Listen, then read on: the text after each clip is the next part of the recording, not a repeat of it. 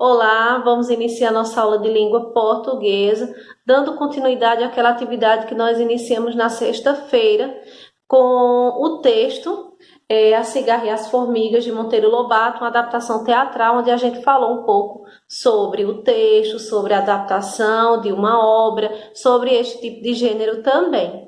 Então, nós respondemos as questões 1 e 2 e hoje nós iremos concluir o Conhecendo o Texto, respondendo as questões 3 e 4.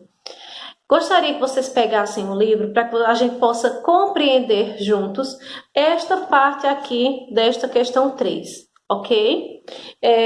Leia as informações do quadro abaixo. Então, na página 53, a gente tem essas informações logo no início da terceira questão. O texto teatral é escrito para ser representado e normalmente apresenta alguns itens necessários. Entre eles nós temos diálogos entre os personagens e o discurso direto, observações sobre o espaço da encenação e as cenas e os personagens, e rubricas indicações de como os atores devem interpretar as falas e movimentarem-se em cena. As rubricas vêm destacadas entre parênteses ou colchetes, ou seja, é uma indicação de como cada um deve agir naquele momento. Então, a gente já fez algumas atividades semelhantes a esta, né? Quando a gente ensena alguma coisa na escola, quando a gente ensaia uma peça teatral para apresentar. Então, sempre tem o personagem, o que cada um vai fazer naquele momento. Então, justamente tudo isso que a terceira questão está explicando. Então, a partir desta informação, nós iremos identificar e copiar do texto dois exemplos de rubricas. Nós temos algumas muito claras, né? Ou seja, iremos sempre prestar atenção naquelas que vêm representadas através de parênteses ou colchetes. Por exemplo, entregando um bloquinho, todas se juntam e tiram a foto, se prepara para a foto. Então, aqui nós temos alguns exemplos que podem ser escritos na letra A. A letra B pega um exemplo de espaço e de cena. Nós podemos já iniciar essa primeira parte, né? Formigueiro, formiguinhas 1 e 3 jogam videogame, formiguinhas 4 e 5 arrumam. Formiga 2 entra com uma panela. Então, aí a gente já responde a letra B, que é justamente isso, né? O espaço e de cena. Já na quarta questão, nas duas falas da peça transcritas a seguir, as palavras oba e ué representam marcas de linguagem oral. Um tipo de linguagem espontânea. Quando a gente está falando de uma forma bem simples, aquela história de pessoa para pessoa, né? Quando a gente não se preocupa tanto na linguagem formal. Um tipo de linguagem espontânea muito comum em situações cotidianas, quando conversamos principalmente com as pessoas com quem temos intimidade, né? Então, quando nós estamos falando de forma informal, né? Então a gente utiliza muito a linguagem oral e a gente não se preocupa tanto com as regras gramaticais, enfim. Então, nós temos aqui alguns exemplos. Olha só. Formigas 1 e 3. Oba, toca a campainha. Formiga 4. Ué, quem será? Então, localize e copie do texto outras falas que também apresentam marcas de linguagem oral. Então, vocês poderão observar naquela parte que diz assim, a formiga 5 abrindo a porta, ela faz oi. Que querem? Então, oi é um exemplo disso. A formiga 1 quando faz pois então entrem. A formiga 4, quando ela faz assim, e nos deixava mais alegres no trabalho, entregando um bloquinho. Me dá um autógrafo? Então, bem formal, bem oral, bem simples, ok? Então, vocês poderão observar estas informações também no texto.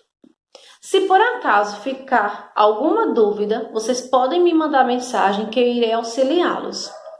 Hoje também nós iremos fazer essa parte do aprendendo um pouco mais, que é para completar com L ou U. A gente sabe que o U tem um som mais AU, né? A gente dobra mais a língua para pronunciar as palavras com U, já o L flui mais de uma forma mais simples. Por exemplo, funil, né? Funil saiu bem mais simples do que a palavra saudoso. Então, geralmente, o U a gente sempre pronuncia com maior intensidade. A segunda questão, vocês irão reescrever as frases acentuando-as de forma correta, né? E a terceira, ligar os sinônimos, ou seja, tudo que a gente já estudou. E para finalizar a aula da segunda, nós temos aquela atividade que a gente está fazendo semanalmente, onde a gente vai procurar melhorar nossa caligrafia, nossa ortografia, nossa leitura, ou seja, também nossa oralidade, a forma como a gente lê.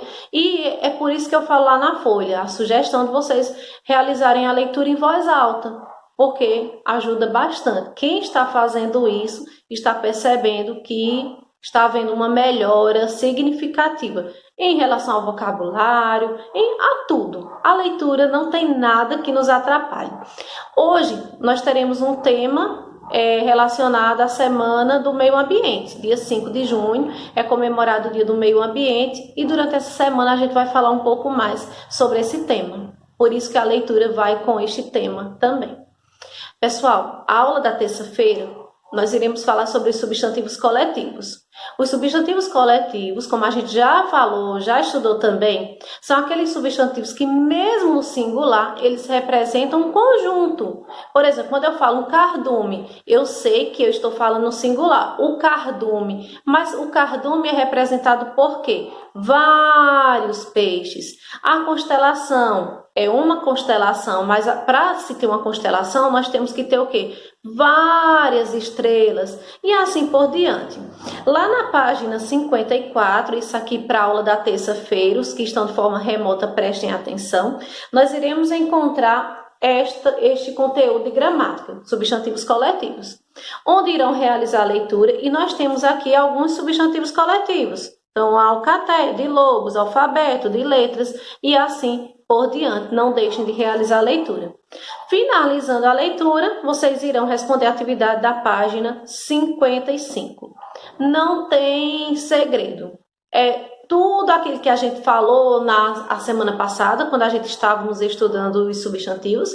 E também vocês poderão utilizar desta tabelinha para auxiliar na resolução da atividade. Como eu já falei, se tiverem qualquer dúvida, podem me mandar mensagem, tá bom? E assim a gente finaliza nossa aula de língua portuguesa. Desejo uma excelente semana para todos. Até a próxima aula.